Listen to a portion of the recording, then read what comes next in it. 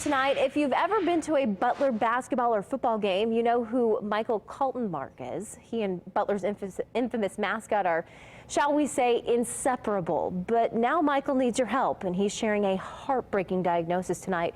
News 8's Julia Deng talked to him, and she joins us now with more. Julia, what are you learning about this? Yeah, and Jenny, what we see courtside at Butler games is just a tiny fraction of Michael Kaltenmark's life. We know him as the university mascot's caretaker, but until today, many of us didn't know he had an incurable condition and now needs a new kidney.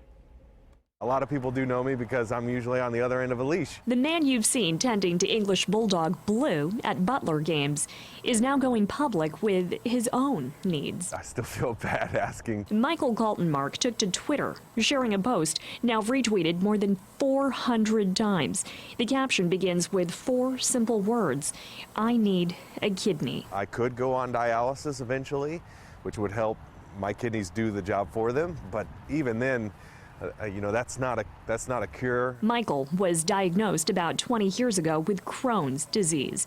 He says he was prescribed a medication at the time that wasn't monitored properly and ultimately led to kidney damage. About a year ago, that damage gave way to further decline, and fearing failure, doctors put Michael on the transplant list. I have 2 older brothers, and they're going through the process of determining if they're a match. But there is no guarantee, and with little time to lose, doctors urged him to cast a wider net. I said fine, and so I didn't want to do it, but they advised me to do it, and when your doctor tells you to do something, you do it. So I put the word out on social media. Michael has been overwhelmed by dozens of comments, hundreds of retweets and likes, and immeasurable gratitude. It goes from Butler circles to, I've worked in IndyCar, and it's IndyCar circles, and then Butler's a part of the Big East, and there's people at other institutions who are sharing it in their circles, and the list goes on and on. Like, this is way bigger than anything I could have imagined. Michael says he, his wife, she's the strongest person I know, and their 2 young boys are leaving it up to God.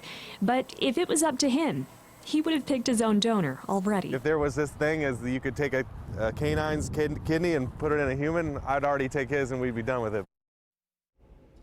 We may not have the medical technology for that, but organ donors are typically able to live normal lives with 1 kidney. If Michael Kaltenmark does not find a living donor, doctors estimate his wait time on that transplant list could be 4 to 7 years, and he says he doesn't know if he has that long. Live in the studio, Julia Deng, Wish TV, News 8.